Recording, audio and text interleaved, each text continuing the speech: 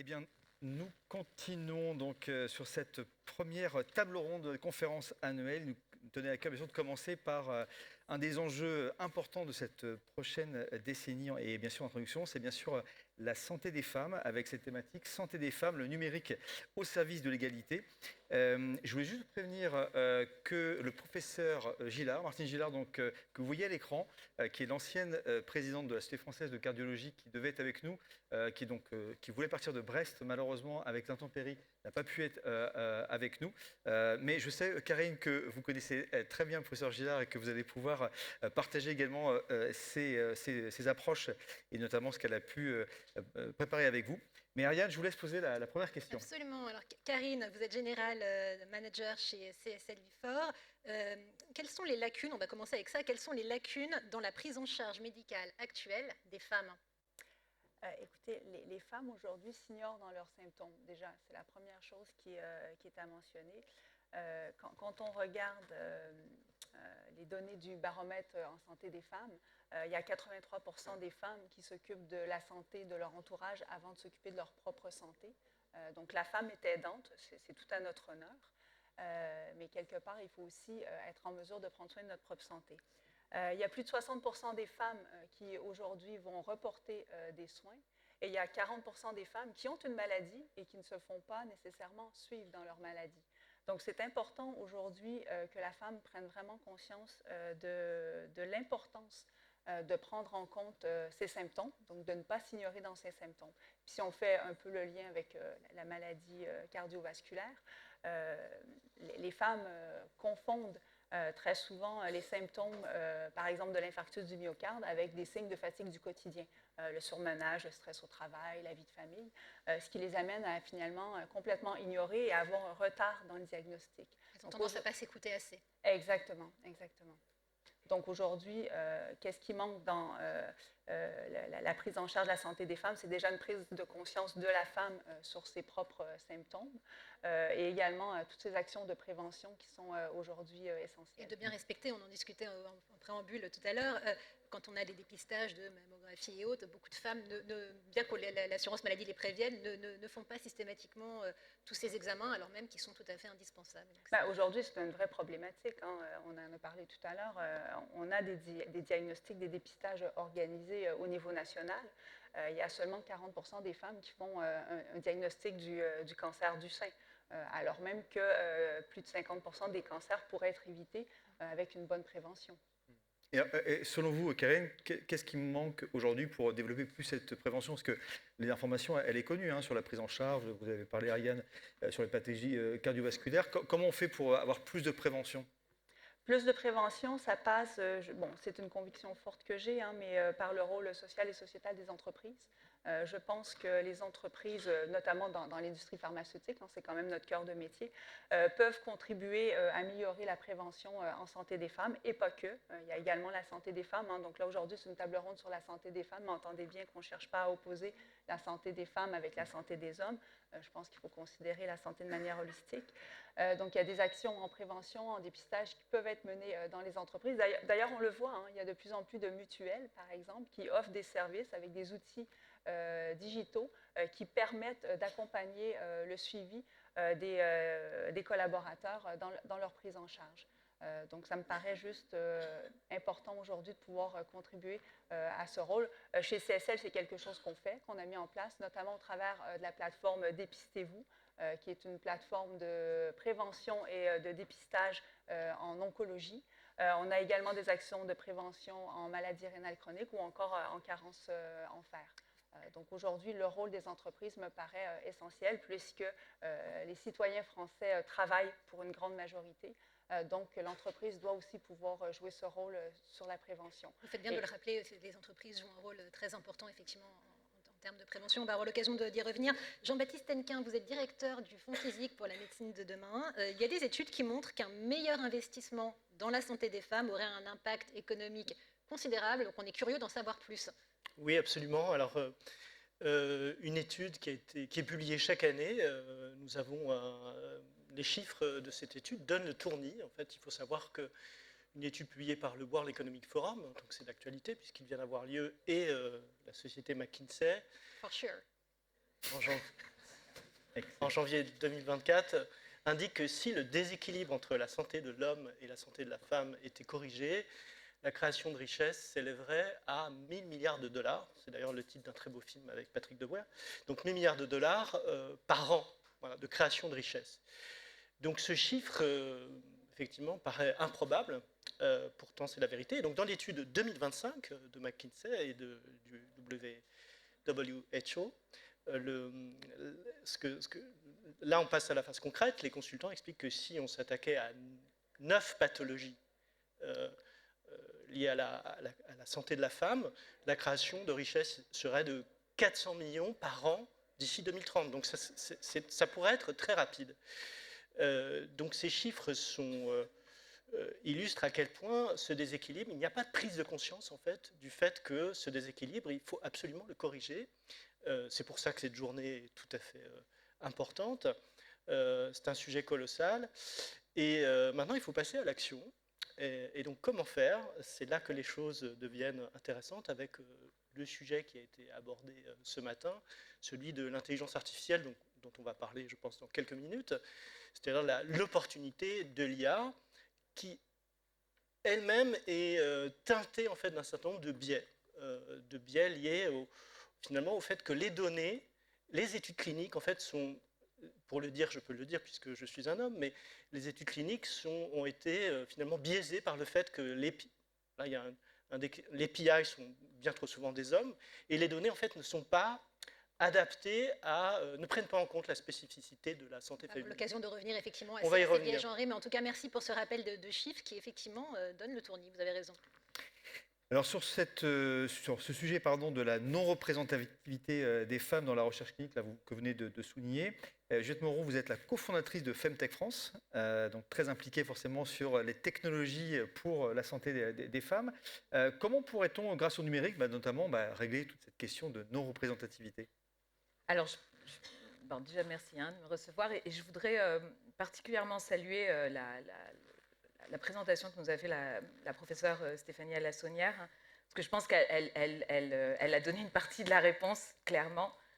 Aujourd'hui, une des grosses difficultés, c'était évoqué précédemment, c'est de pouvoir avoir une vraie représentation des femmes pendant les essais cliniques. On le sait aujourd'hui sur des pathologies sur lesquelles les femmes sont surreprésentées. Je prends un exemple simple, la maladie d'Alzheimer. On continue d'avoir des essais cliniques qui vont sous-représenter les femmes. Alors, les arguments avancés sont variables, même s'il y a des efforts certains qui sont faits par l'industrie pharmaceutique. Mais le premier argument, alors sur l'Alzheimer, je pense qu'on pourra en discuter, mais c'est peut-être moins probant, ça peut être le risque de tomber enceinte pour une femme, et donc les problématiques liées à la fertilité, et qui font qu'aujourd'hui, parce qu'on a eu des précédents assez graves, les femmes sont peu incluses dans ces essais-là. Le deuxième risque, il est lié en fait au comportement des hormones chez la femme, hormones qu'elle absorbe comme les hormones qu'elle a et qui sont différentes des hommes, comme ça vous aurez échappé. Et du coup, de facto, ça va avoir un impact qui n'est pas toujours bien pensé en termes de toxicologie ou en tout cas de suivi médicamenteux. La professeure l'a très bien démontré, l'arrivée d'outils comme l'IA générative qui permet sur des petites échelles, des petites cohortes, d'ensuite dupliquer sur des cohortes sur lesquelles on va présupposer un certain nombre de critères de sexe, mais aussi d'origine, parce qu'on le sait aujourd'hui, il y a une sous-représentation, on a une tendance à mettre dans les cohortes plutôt des hommes blancs, en tout cas un certain niveau d'essais cliniques, ou l'inverse d'ailleurs. Donc l'idée, c'est vraiment de pouvoir avoir ce type de progrès. Le deuxième, il est aussi sur les jumeaux numériques. On commence à voir émerger des jumeaux numériques qui vont permettre justement, et c'est fait assez intéressant en gynécologie, qui de facto est 100% santé des femmes, en tout cas à date. En gynécologie, c'est là où on a la plus grosse utilisation et l'utilisation la plus pionnière des jumeaux numériques. Donc ces deux technologies-là, aujourd'hui, pour moi, elles sont vraiment clés dans la manière qu'elles vont faire évoluer. Si vous me laissez 2 minutes de plus, je suis désolée de prendre ce petit temps-là, parce que je fais aussi un lien avec ce qui a été évoqué ce matin au niveau des données. Ce qui va manquer, par contre, c'est la data. Alors, elle ne manque pas obligatoirement, mais il faut pouvoir aller la chercher. Et donc, il faut avoir cette conscience, alors déjà, sur les gros modèles, les grosses bases de données, être certain que le critère du sexe a bien été identifié avec tout ce qui va autour. Et quand je dis tout ce qui va autour, je suis désolée de le rappeler comme ça, mais oui, une femme, selon qu'elle a ses règles ou pas, selon là où elle en est dans son cycle menstruel, ça va avoir un impact sur la manière dans laquelle un certain nombre de médicaments ou de prises en charge vont fonctionner. On commence à s'en rendre compte sur le traitement du diabète chez la femme. L'insuline ne va pas avoir le même impact, pourtant la dose est unique. Par ailleurs, et ça c'est le deuxième point, il faut pouvoir aussi aller chercher de la donnée sur des pathologies qui aujourd'hui ont été peu étudiées. C'est le cas par exemple de toutes les pathologies chroniques gynécologiques. Je rappelle qu'une femme sur 3 souffre d'une pathologie chronique gynécologique. Nicolas Revel en a parlé. C'est le problème de demain. C'est le problème aussi de la santé des femmes. Et donc en ça, il faut pouvoir aller chercher de la donnée. Et les femtech, pour le coup, les startups innovantes en santé des femmes sont de potentielles pourvoyeuses de données dans ce domaine-là. Et la data, ça concerne bien sûr l'IA. L'IA et les biais de manière générale, vous en avez parlé Juliette, les biais dans les cohortes en matière de représentativité. On a parlé beaucoup d'IA depuis le début de la journée. Le professeur Lassonnière a rappelé les perspectives fantastiques pour les hommes et pour les femmes. Et là, on est vraiment santé des femmes. Et justement, en matière de santé des femmes, il y a un certain nombre d'études, Jean-Baptiste, vous l'évoquiez en filigrane tout à l'heure, qui suggèrent que l'IA est elle-même genrée. Dès lors, ma question est la suivante. Comment est-ce qu'on peut s'assurer qu'elle est vraiment utile ? Alors, c'est une question importante. Je commencerai par donner un chiffre qui m'a sidéré. C'est que, par exemple, l'estimation de l'endométriose. Vous avez l'OMS qui donne une estimation qui dit 10% de la population féminine. Il y a 3,9 milliards de femmes dans le monde. Et puis l'Université de Washington dit c'est 1%. Voilà. Donc, si vous avez des données qui sont peu fiables, l'IA va reproduire, en fait. C'est bien. C'est pour ça qu'il faut faire attention à une forme de naïveté. L'IA va tout résoudre. C'est-à-dire, vous demandez à ChatGPT, par exemple, de vous tracer 3 droites tangentes à un cercle, il ne sait pas le faire. Et vous lui dites non, c'est une erreur, et il va recommencer. Donc, si les données, finalement, ne sont pas suffisamment genrées, en fait, paradoxalement, vous dites l'IA est genrée, en fait, l'IA reproduit des biais qui sont des biais, disons-le, sexistes, en fait, d'une certaine manière, de manière péjorative. C'est-à-dire que les données ne sont pas suffisamment genrées, ne sont pas suffisamment précises, comme vient de le dire Juliette. Et donc, tant que cette question ne sera pas résolue, et je dirais que c'est l'industrie pharmaceutique aujourd'hui qui est à la main, c'est elle qui dispose d'une force de frappe massive en matière de données, eh bien, les résultats ne seront pas à la hauteur de ce qui est attendu pour une cause aussi majeure que le rééquilibrage de ce fossé de genre. Alors, vous parlez de ce sujet important qui est celui de la prévention. Karine, vous avez initié au sein de CSL un événement qui s'appelle Iron Lab. Vous avez mis en avant notamment des startups. Vous avez parlé de Dépistez-vous il y a quelques minutes. Selon vous, comment le numérique et peut-être ces acteurs en fait, de la technologie peuvent apporter pour résoudre notamment ce sujet de la prévention? C'est un complément. C'est-à-dire que quand on prend le parcours de soins du patient, au départ, il y a le traitement, donc le médicament ou le dispositif médical. Il y a l'organisation des soins, donc comment on optimise le parcours de soins du patient, que ce soit à l'hôpital même ou encore avec le parcours ville-hôpital. Il y a la donnée, on en a parlé tout à l'heure, où finalement aujourd'hui on a beaucoup de données qui sont disponibles, mais comment on utilise ces données et qu'est-ce qu'on en fait. Et puis au final, on a tout ce qui est le digital en santé et l'intelligence artificielle qui vient couvrir tout ça. Et puis demain, c'est ce qui a été dit tout à l'heure par le professeur Lassonnière, c'est de se dire comment on va pouvoir réussir à faire travailler ces 4 piliers ensemble de manière holistique pour aller encore plus loin. Donc, les startups, oui, elles sont importantes parce qu'il y a beaucoup d'innovation. Maintenant, aujourd'hui, moi, ce que j'aurais peut-être comme regret, c'est que ça reste quand même aussi fragmenté.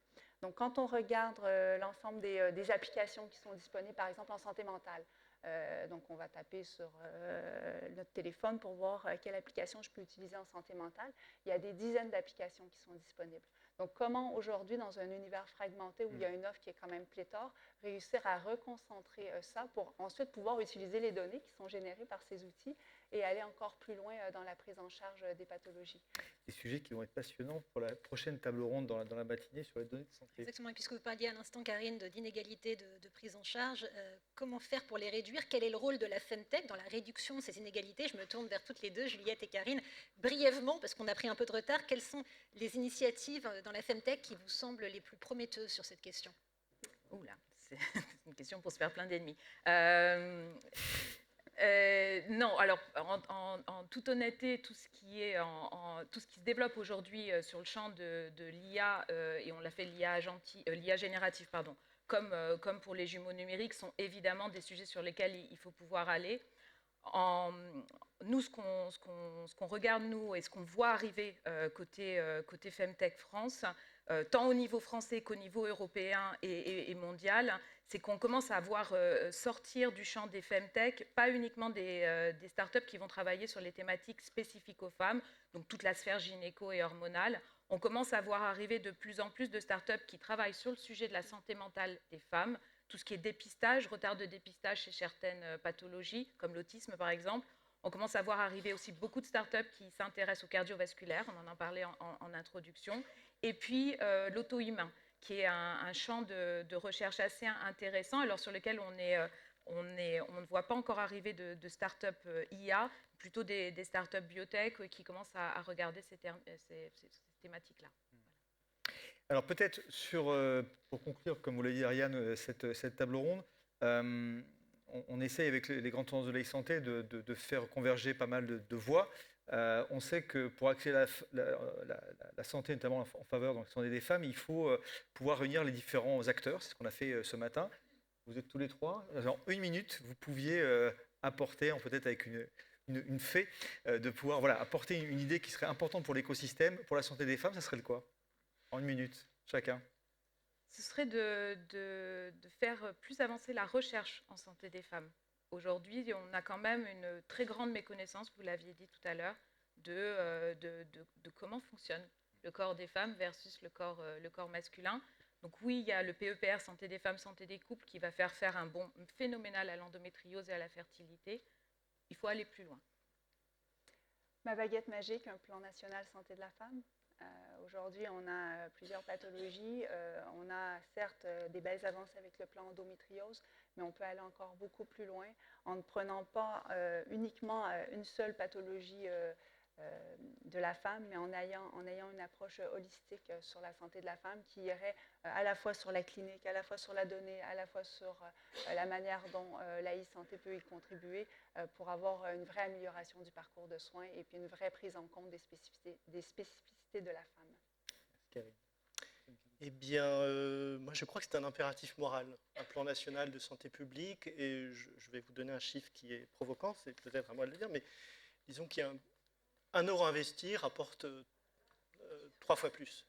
Mais je pense qu'il faut vraiment insister sur la dimension morale du sujet. Je vais vous donner un chiffre qui est toujours dans l'étude que j'ai citée tout à l'heure.